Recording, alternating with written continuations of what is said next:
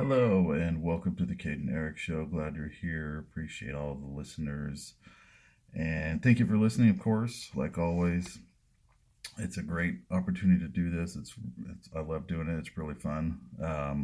So just thank you everybody that listens. And this week we celebrated Memorial Day. So I like to take a moment here and to thank all the families that have lost their loved ones in defense of this country. It's there's no sacrifice like the one that you have made, and I am truly grateful, as we all should be, to those that have lost family in defense of this country. I would like to play a little Ronald Reagan clip here that I think is appropriate for this week. Some time back, I received in the name of our country the bodies of 4 Marines who had died while on active duty. I said then that there is a special sadness that accompanies the death of a serviceman, for we're never quite good enough to them.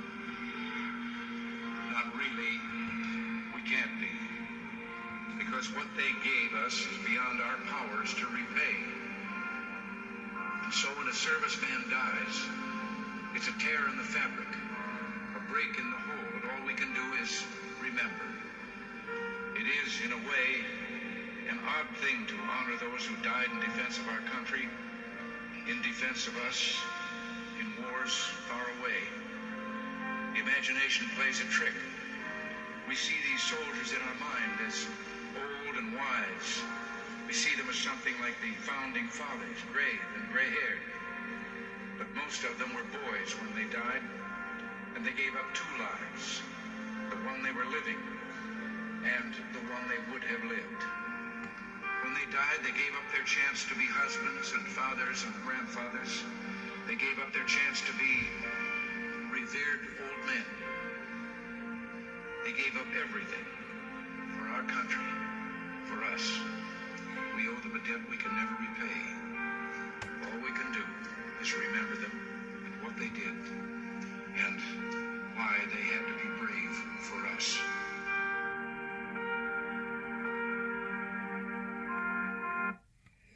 So I just thought that was really appropriate to share today, or this, because of this week. I just thought that was very moving and very appropriate for those. It reminds me of the scripture in the New Testament that says that greater love has no man than this, than he lay down his life for his friends, found in John 15:13.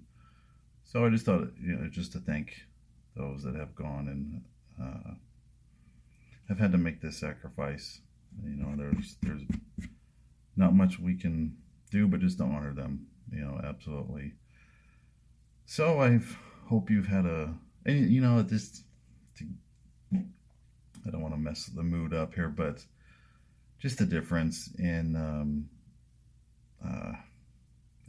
presidents that we've had. I mean, you have those great words there from Ronald Reagan, and then there's you've got Sleepy Joe. Just he goes to the tomb, I believe, of the unknown soldier, and he's just kind of like, just it just looks like a total lack of respect. He sits there yawning. He's kind of half salutes when it's time to salute, and it's just. It just reminds me of the time when those 13 brave soldiers, when they lost their lives in that horrendous evacuation of Afghanistan, and he couldn't care less. He was checking his watch as their caskets are getting taken out of the plane and brought home to their families. He doesn't care, just checking his watch. It's just awful. Just completely different presidents, completely one that cares for the country, one that could care less. In fact, he's driving us down to the end of the toilet. So with that lovely thing, just hope you've had a great week. Some sports news. So kind of like starting off with that. Unfortunately, the Celtics and Dallas Stars got knocked out of their respective playoffs.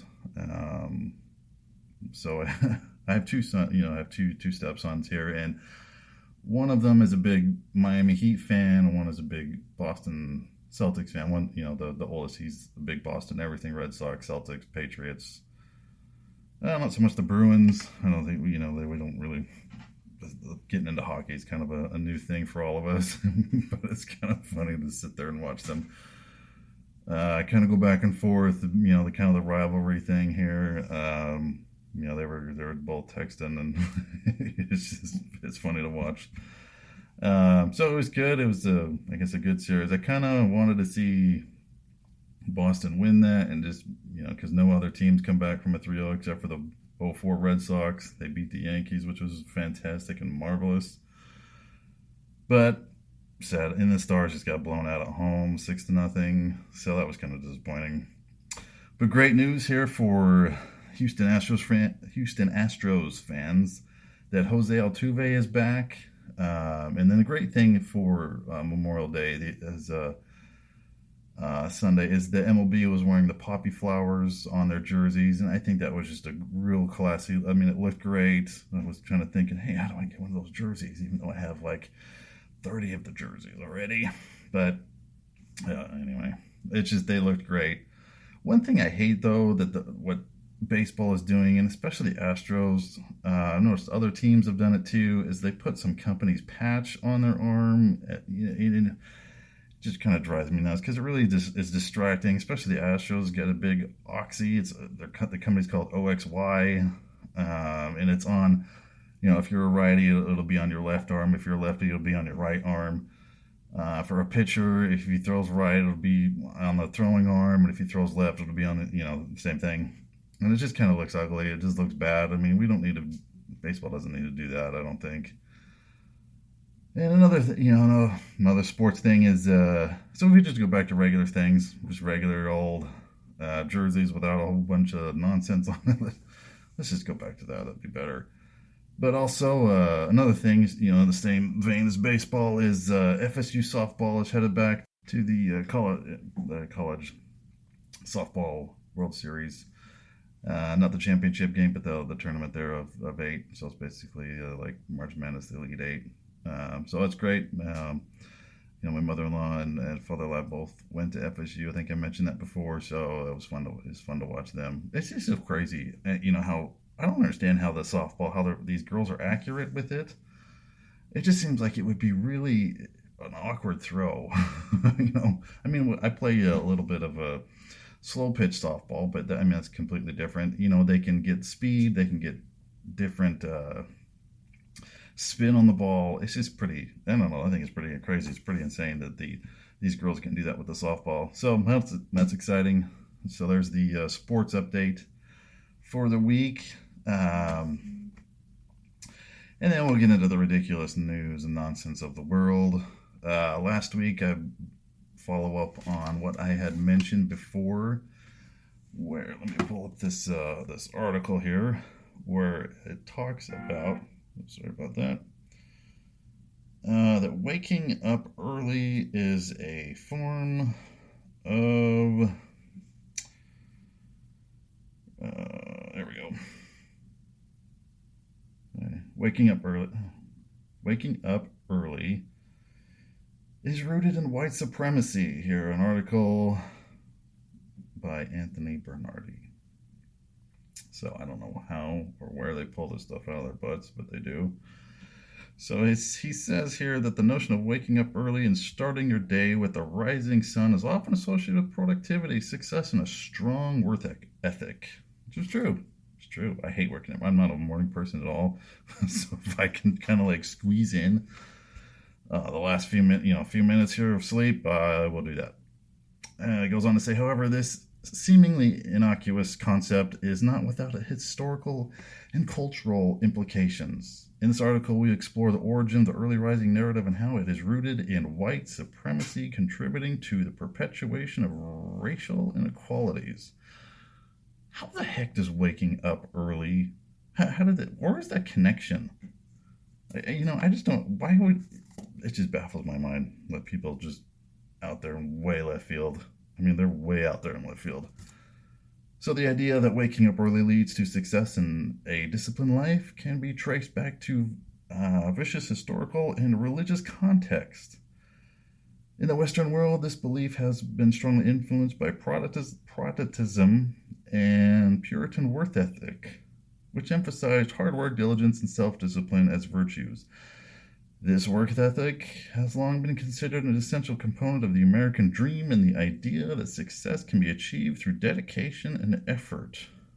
Well, that's true. I mean, you got to be dedicated and you got to put effort into something that you want to be successful.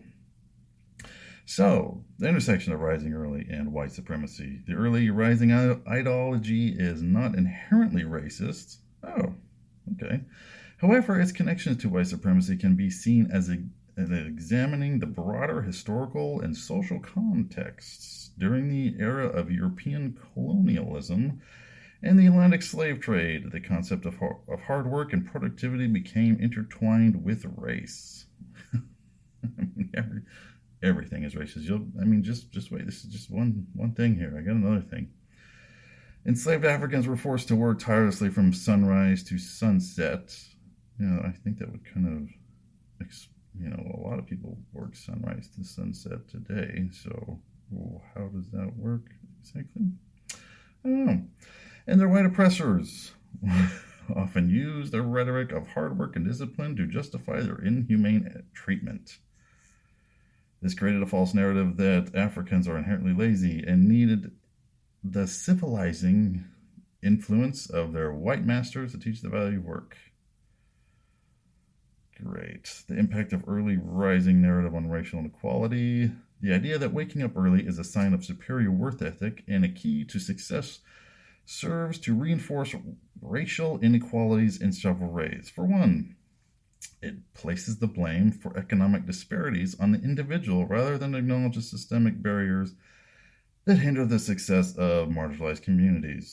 So, no personal responsibility otherwise. That's what that says. By promoting the notion that anyone can achieve success if they simply work hard and wake up early, it ignores the structural racism that has been created and maintained these inequalities. Lovely. Furthermore, the early rising narrative perpetuates the stereotype that people of color are lazy or lack discipline, which can have a real-world consequence in areas such as employment and education. This stereotype can lead to discrimination in the workplace and can contribute to school-to-prison pipeline. So what is he saying? That from school you go right to prison? I guess so. Where students of color are disproportionately disciplined and pushed out of the education system. Who's pushing them out? You kind of have to have personal responsibility. If you choose not to go to class and if you choose not to go to work, do the work, that's kind of your own fault there. That doesn't have anything to do with anybody else. So, how ridiculous is that waking up early? I'd like to ask this guy that, first of all, I watched the documentary The Last Dance, and then another documentary, The Redeem Team, about I forget what year it is, I want to say 16 Olympics. No, it's probably earlier than that. But that when Kobe Bryant came to the Redeem Team for the Olympics to get the U.S. basketball team back into gold medal status in the Olympics for basketball, he would wake up early before practice to go practice before practice. Does that make sense? So he would wake up early, as did Michael Jordan, and practice before practice. The real practice. He would go to the gym, shoot, lift weights, that kind of stuff. So does that mean that they were white supremacists? Is that what that means, I guess? So there's that. Lovely thing there. So this next story is how math is now racist. So listen to that. Okay, quickly, so I misunderstand. Are we saying that 2 plus 2, if you say it's 4, that's racist? I mean, that sounds like we may be mischaracterizing it. What, if you can quickly sum it up. No, that's not mischaracterizing it at all. Math is basically racist under this ideology because it says there is no such thing as an objective reality. So 4 might not be the right number. 2 plus 2 might actually equal 5. Oh, jeez Louise. How does that make any sense? If you have 2 pencils and you add 2 more pencils, how many total pencils do you have? I would ask this lady. You have 4 pencils, but apparently math is now racist. And on top of that here, we can go on to this next story here about this gentleman, I'm going to call him, in Tampa Bay. Or Tampa, I guess it's not really called Tampa Bay. That's just the baseball team.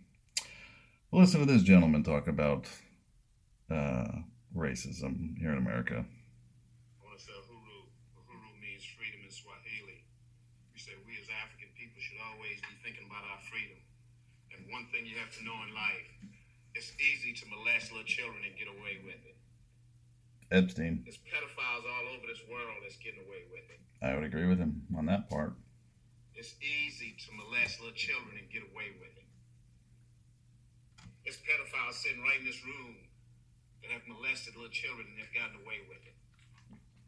And that's how white people treat us as African people. Oh boy. They think our mentality is that of a little child, of little children. So they molest us and get away with it. Just like with this police review board they just came up with. No black person care about that. We tried it and it didn't work.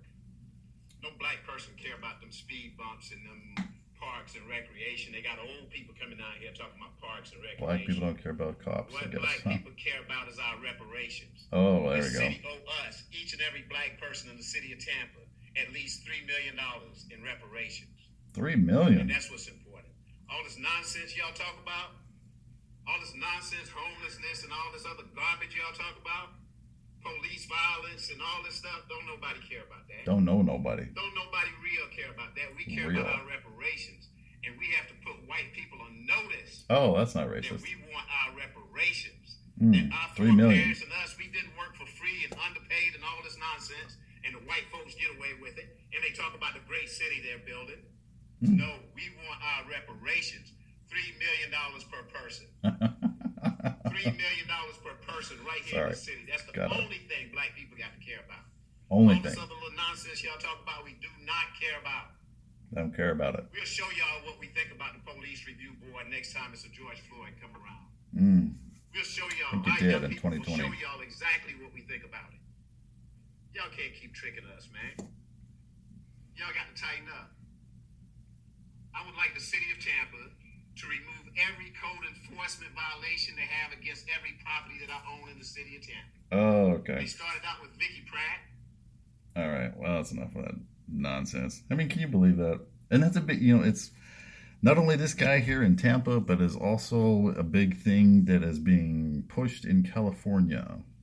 I don't know why California, because California wasn't a slave state, so I don't know why that works out. And since we're in 2023, does that mean that myself and me can identify as a black person and receive $3 million from the city of Tampa, or go to California and get, I believe California, they are talking about, I think it's $1 million or so. So does that mean here in 2020, if a man can identify as a woman and a woman identifies a man or an it or a they or a them, that process doesn't do all that in 2023. So does that mean that I can identify then as a black man and heck it over to California or Tampa? Hey, my wife's got a friend in Tampa. We can all identify that, right? I mean, that's kind of how it works in these lovely years here. I mean, just absolute nonsense, just ridiculousness going on here in the United States of America. And then, this will just be the week of nonsense. Also, another thing that's lovely, as being an Astros fan, when we played Los Angeles Dodgers in the 2017 World Series and beat them twice at home, beat them in game 2, beat them in game 7. So we beat them twice at home. And then, of course, the whole sign stealing nonsense came out, and, everybody used the Astros as their scapegoat. Everybody used them to paint the picture that they are the worst team in baseball. This is the absolute worst thing to ever happen in baseball. And so the rivalry between the Astros and Dodgers was kind of ignited to where we don't like each other very much. No, I do not like the Los Angeles Dodgers, and I hate the fact that Freddie Freeman is on that team now. I hate it because I loved him. I thought he was great. I thought he's a real down-to-earth guy. I loved it when he was on the Braves because, even though the Braves beat us in 21, I was okay with it. I had a brother-in-law and a friend who's a Braves fan. I was okay. I'd rather have us. Of course, the Astros win that World Series. But I was, somewhat okay with the fact that Freddie Freeman got a ring. And it was okay. But the whole Los Angeles Dodgers... I don't like them. Sam, I am. Not really. There's no hate. I don't really hate. Maybe a little bit of, maybe tiny little bit the size of, Jupiter or more. So another thing to severely dislike the Los Angeles Dodgers is that they are, first of all, they invited the Sisters of Perpetual Indulgence, which is a nonprofit group of street performers who describe themselves as a leading-edge order of queer and trans nuns. So they mock nuns, Christianity, all that stuff. That's kind of their deal. Their motto is "Go forth and sin some more." Isn't that great? That's just lovely. That's amazing. So they dress, these men, they dress in drag, of course, because that's a huge thing for right now for whatever reason. So these guys, they dress and prance around women, and they dress as nuns. It's their quote-unquote calling to go and do this crap. So they're all for it, and they're all for that, making fun of Christianity. But we have one Dodger who is pushing. There was a huge uproar when the Dodgers first announced this. And then they were like, when they invited them and it was let out that they did, and that, people were so upset, really upset. I've seen videos of people burning Dodgers jerseys about this stuff because it's just, it's ridiculous. What are you trying to prove here with this? So they disinvited this group here. And then, because then the Dodgers got pushback from the opposite side, I would say the dark side, they re-invited these sisters back to their quote-unquote Pride Day or Pride Month or whatever it is. And the other thing, why are we celebrating someone's sexuality at a baseball game? What the heck does that have to do with baseball? Or any sport, for that matter? I thought we're there to watch a baseball game. Not be told about somebody's sexuality. Don't care. Just want to watch the baseball game. So the LA Dodgers pitcher Clayton Kershaw said in an interview this week that he disagreed with the team's decision to invite to their Pride Night event a group that portrays nuns wearing drag. Like I said, they are who satirize conservative Christian viewpoints on issues of sex, gender identity, and morality. So, he's against it. I'm with you on that, Clayton Kershaw, but the others, don't like the Dodgers. So this is just another reason, just another check mark here to dislike the Los Angeles Dodgers. And I have friends that are Dodgers fans, and I'm sorry that your team has chosen this anti-Christian, because, just nuns are great. They are, they believe it's their calling to do the Lord's work this way, and they do a great job. They do an absolute great job. So this group, I just, it just baffles my mind why the Dodgers are going to do it. I mean, just another thing. Just another attack on Christianity. Just another thing there. So it's just a crazy, crazy, crazy world in which we live.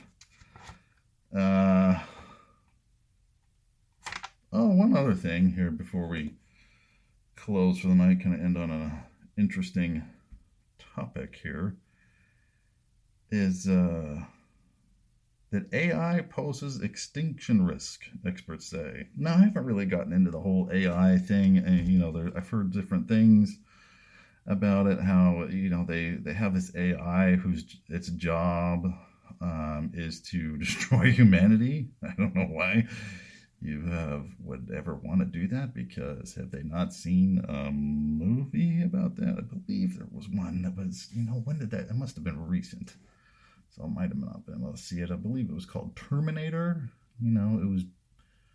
Came out, let's see, 1984.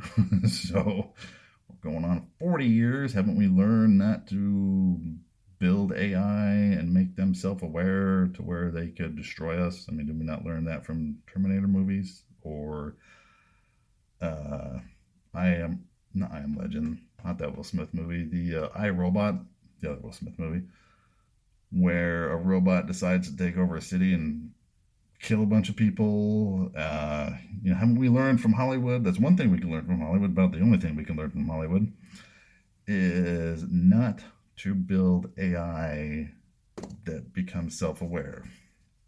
So just interesting. I'll have to kind of look more into this. Let's see, the article says here, global leaders should be working to reduce the risk of extinction from artificial intelligence technology. What the heck? Why are we building this? A group of industry chiefs and experts warned on Tuesday. This article came out May 30th, so that would be today. One-line statement signed by dozens of specialists, including Sam Altman, whose firm OpenAI created the ChatGPT bot, which I've just been introduced to that by my brother, and it's pretty interesting because you can have it say, type up this talk or discussion or write this, whatever, and it will sit there and write an entire lesson out or an entire speech. It can teach you how to do complex physics and math. I don't know, it's pretty interesting. I don't really, but the fact that people are worried that this AI is going to take over and possibly, maybe, is this what Judgment Day is? Is that what that means here in Revelations? Is that Judgment Day? That we are going to make this computer smart enough that it will destroy us? That would be interesting. So just something that we should kind of keep an eye on. I know that I believe Elon Musk is kind of worried about that, about AI, that we should stop doing it. Let's see. So these experts here, or the specialists, I guess not experts, said tackling the risks from AI should be a global priority alongside other societal scale risks such as pandemics and nuclear war. Wow, they are really worried about this. ChatGPT burst into the spotlight late last year, demonstrating the ability to generate essays, poems, conversations from the briefest of prompts and sparkling, not sparkling, not that kind. Oh, there's another story of that here by Disney that I'll have to get to. That reminds me of that, but maybe we'll do that another episode. Is that the sparking billions of dollars of investments into the field, but critics and insiders have raised the alarm over everything from biased algorithms to the possibility of massive job losses as AI-powered automation seeps into daily life. This is really kind of fascinating, I think. Maybe we should kind of tone down a little bit, I think. The latest statement housed on the website of U.S.-based nonprofit Center for AI Safety. We have a Center for AI Safety? Gave no detail on the potential existential threat posed by AI. There's a reporter, a Fox reporter, that Peter Ducey asked the wonderful, the amazing, she's so great at her job. I don't remember her full name. All I know is the acronym is KJP.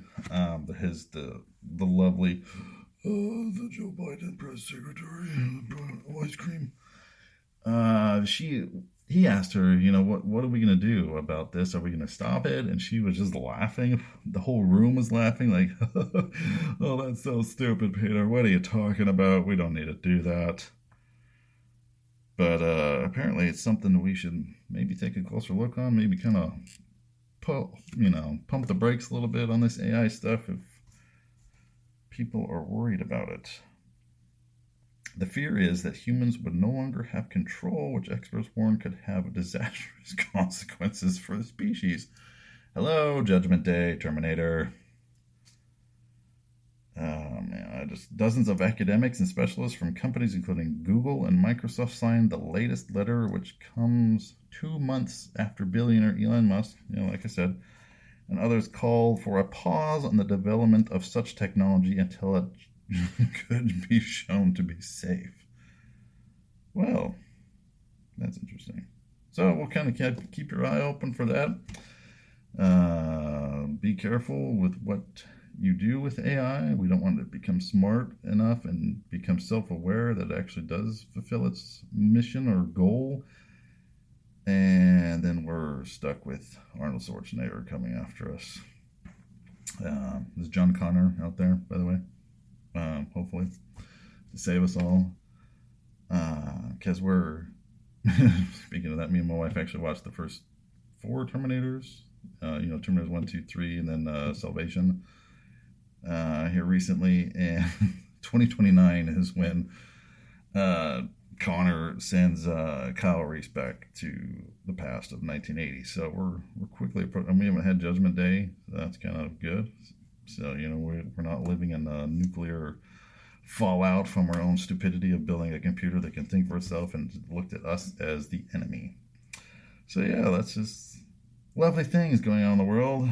Hope you've had a good week. Hope you do have a great week. Oh, one last thing is that I would like to tell you about my brother's clothing company. It's great. He does the artwork for it. It's called I Am a Hobo, or If I Were a Hobo. .com. He does great work. I've got one of his shirts. It's got he does the artwork for it. And you can go there. Let me just double check that. Yes, If I Were a Hobo.com. He does the work. The t-shirts are great. He's got a great, I love one that's called the Samurai Code. If anybody's played the Ghost of Tsushima, or I played that game, and it was amazing. It was an absolute amazing game. I have a great respect for. I had an uncle who lived in Japan for a couple of years, and I have a great respect for the Japanese, and their country looks beautiful. Hopefully one day we can go there. So ifiwereahobo.com, go there, check it out. There's great material, great clothing. You won't be disappointed. So with that, hope you have a great rest of your week, and I will talk with you next week. Thank you, and good night.